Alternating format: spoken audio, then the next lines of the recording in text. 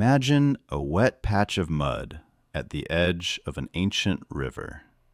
Right there in the soft ground, a thin antelope hoofprint presses into the earth, sharp enough to look like a message. Beside it, a small smear of blood. Not a kill. A clue. A hungry child watches the adults crouch down. They do not speak much. They just stare at the ground, reading it the way we might read a warning sign. Which way did it run? Was it wounded? Was something bigger following behind it? And if that hoofprint disappeared into the grass, would they know where to go next? From where we stand now, it sounds obvious. Animals meant meat, animals meant skins, animals meant bones, tools, warmth. But wait, before animals became food, they became information. They told humans where water might be hiding, where danger had passed, where the season was shifting, and how to survive one more night. Without animals, would humans have known where to walk at all? Now strip Homo sapiens of everything modern and place us back in the wild. No houses, no roads, no fire waiting in a stove, no phone lighting up in your hand. Suddenly, the puzzle gets brutal.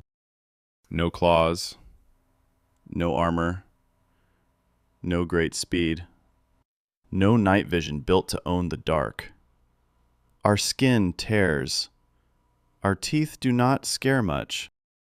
Our sense of smell is weak compared with the hunters moving around us.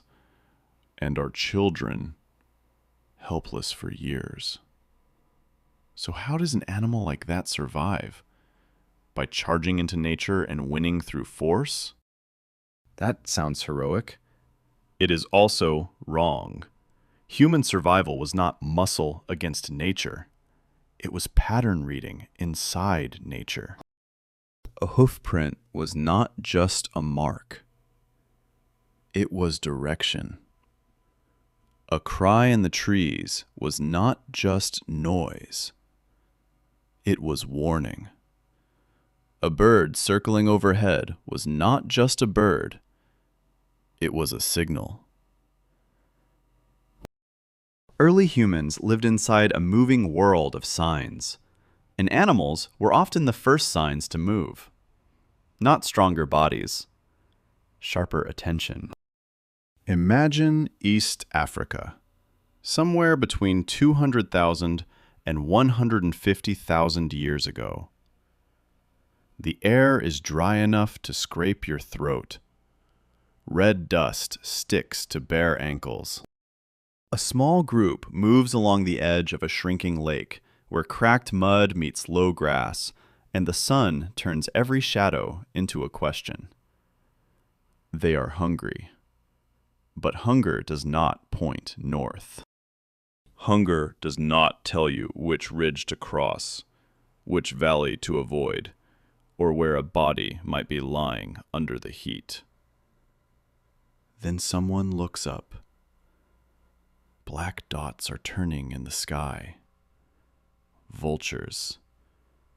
Not companions. Not pets. Not symbols from some later human myth. Living arrows. To us, vultures can look ugly, almost cursed. Bald heads, hooked beaks, wings stretched wide in the hot air. But to a hungry human group, those birds could mean something priceless. Somewhere ahead, an animal had fallen. Maybe there was meat left. Maybe lions were still feeding. Maybe hyenas were already on the way. Opportunity and danger written in the same circle. Wait, what if one of humanity's first maps was not carved into stone? What if it was drawn above them by wings? Fossil records suggest early humans often used carcasses and scavenging opportunities when they could. But finding a carcass in open land is not simple. You need signals. You need timing. You need to know when to move closer and when to stay back. A vulture did not feed humans directly. It showed them where the story had changed. The first survival map may not have been drawn on stone. It may have been written in animal movement. Now move from the dry lake edge to the southern coast of Africa. The air changes. Salt, kelp, wet stone, cold wind.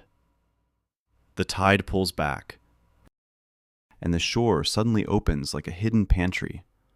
In the cracks between black rocks, small shells cling in clusters. Mussels, limpets, oysters. Quiet animals, locked to stone, waiting under a sky full of gulls. A hand reaches down, then another, then another. No chase, no spear, no heroic battle with a giant beast. Just fingers working at the edge of the sea, prying food from rock. At first, it feels too small to matter. Shellfish, that saved anyone. That is the mock-naive mistake. Because coastal shellfish can offer calories, protein, minerals, iodine, and fatty acids such as DHA, current evidence points to coastal resources playing a meaningful role for some early human populations, especially when large game hunting was uncertain. Big animals move away. Shellfish stay. An antelope can vanish over a ridge. A mussel waits for the moon to pull the water back. That difference matters when a child is hungry. It matters when rain ruins the tracks. It matters when the hunters return with nothing except dust on their legs and disappointment in their faces. And here is the twist. The animal that helped keep humans alive was not always the animal that looked powerful. Sometimes survival came from creatures that did not run, roar, bite, or fight back. Small bodies, hard shells, dense food. Civilization may have started with giants in our imagination, but survival often started with small things in our hands. That is one of the strange patterns of our species. We dream in mammoths. We survive on mussels. Then the coast falls away, and the land turns dry again. The grass is brittle. The trees stand apart from each other. Heat rises from the ground in waves. And out there, in the middle of the savannah, a mound of earth rises like a tower built by no human hand. A termite mound. To modern eyes, it can fade into the background. Dirt, insects, damage. But to an early human mind, that mound was not just a lump of soil. It was a locked room, and inside that room were calories. Termites provide fat, protein, and minerals. And researchers studying primates and human foraging have noted that insects can be valuable foods in seasonal environments. But the deeper magic was not only what termites contained, it was what they demanded from you. You could not just stare at the mound and eat. You had to try something, test it, break it, probe it. Maybe slide a twig into an opening and wait. This is where food becomes a puzzle, and a puzzle changes the animal solving it. Because the termite mound says something strange, the world hides rewards inside structures, not in the open. Inside. Not for the strongest, for the patient. Picture a child watching an adult use a stick near a termite mound. That child is not just watching lunch. A branch becomes an extension of the hand. A hole becomes a problem. A hidden insect becomes a meal. Is that just snack behavior? Or is it the beginning of a mind learning that tools can reach where fingers cannot? Wait, that tiny insect may have taught a giant lesson. A termite mound was not just food. It was a puzzle with calories inside. Now listen for another signal. A low hum from a hollow tree. Honeybees. Somewhere inside the wood, wax chambers hold one of the rarest gifts in nature, dense sweetness. Honey is energy you can taste almost instantly. Sticky on the fingers, golden on the tongue. A rush of calories in a world where calories often ran away, hid underground, or fought back. For early humans, honey was not dessert. It was fuel. And getting it meant reading another species all over again. Where are the bees flying? Which tree are they entering? How angry will they get? How much smoke, patience, courage, and pain can one person endure for sweetness? Some researchers estimate that honey and bee products have been important to hunter-gatherer diets in several regions. The exact role varied, but the pattern is clear. Humans learned to follow small creatures toward hidden energy. If you're still with me, hit subscribe because the next part changes how you see every animal around you. Now return to the grassland. An antelope lifts its head. Its ears turn before its body does. Its muscles tighten. The herd shifts as one living shape. To a predator, that is prey. To a human, it is more than prey. It is meat. Yes. But also skin for covering, sinew for binding, bone for shaping, hooves, horns, patterns, paths. The antelope knows the water before you do. It knows the wind before you notice it. It knows danger before your eyes can find it. Follow the tracks, and you may find a river. Watch the herd, and you may learn the season. Read the footprints, and you may understand which way life is moving. This is the hidden truth. Early humans were not surrounded by animals the way we use that word now. They were surrounded by instructions, calories, tools, warnings, seasons, roads. To early humans, animals were not categories. They were the operating system of the wild. Now, there is one objection we should not dodge. Humans are not the only animals that read other animals. Lions follow herds. Birds follow insects. Chimpanzees fish for termites. Wolves notice weakness in prey. Even tiny creatures survive by reading motion, smell, sound, pressure, silence. So is this just animal intelligence with extra drama added on top? Not quite. Because humans did something stranger. We did not stop at one signal. We braided signals together. A bird in the sky, a hoofprint in mud, a buzzing tree, a shellbed exposed by the tide, a mound of insects under dry earth. One sign could help. 5 signs could become a system. And then humans did the thing that changed everything.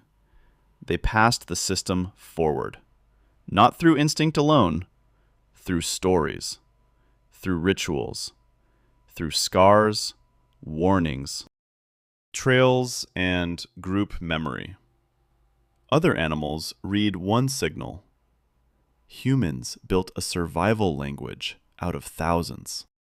So yes, the easy answer is tempting. Humans survived because we hunted animals. Clean. Simple. Wrong. Hunting mattered, of course. Meat mattered. Bone mattered. Skin mattered. Nobody needs to pretend otherwise.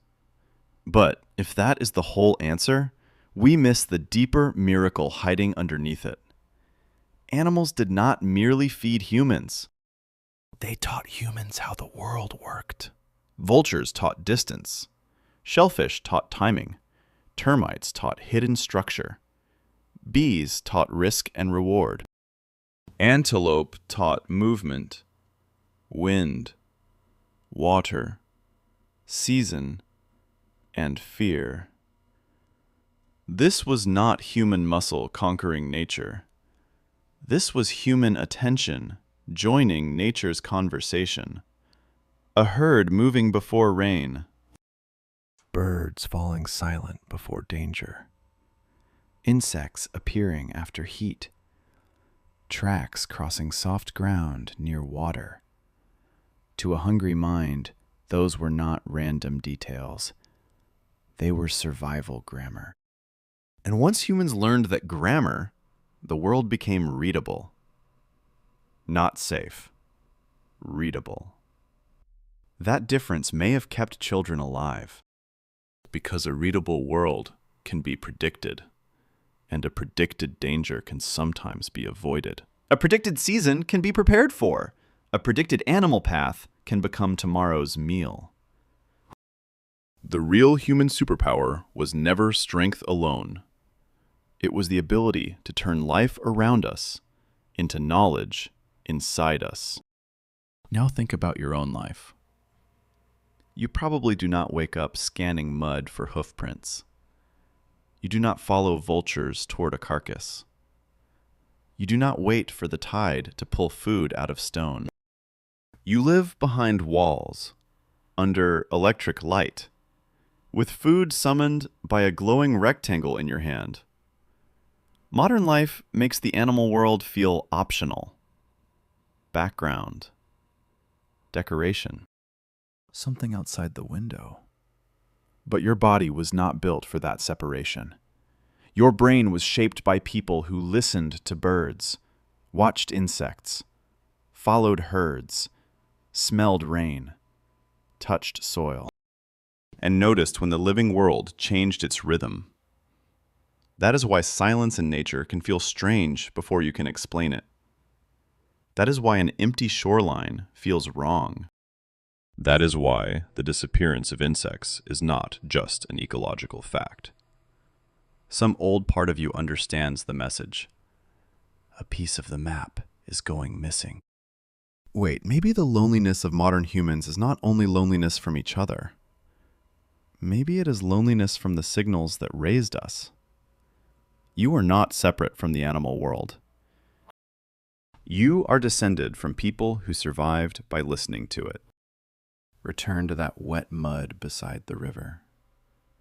The antelope hoofprint is still there for a moment, pressed into the earth like a sentence written by a passing body. The small smear of blood darkens at the edge. The hungry child watches. The adults read. Then clouds gather. Rain begins to fall. Drop by drop, the print softens. The sharp edge blurs. The mud closes over the message, as if nothing had ever passed that way. But something did pass. Not just an antelope. A lesson. Across millions of species, animals move, feed, flee, build, swarm, call, and disappear. Most creatures respond to those signals for one lifetime. Then the knowledge dies with them. Humans did something different. We turned hoofprints into memory. We turned bee sound into risk. We turned termite mounds into puzzles. Shells into timing. Vultures into maps. Wait, maybe that is why animals were never just outside us. They were inside the way we learned to think. We survived because the animal world kept speaking, and we became the species that remembered.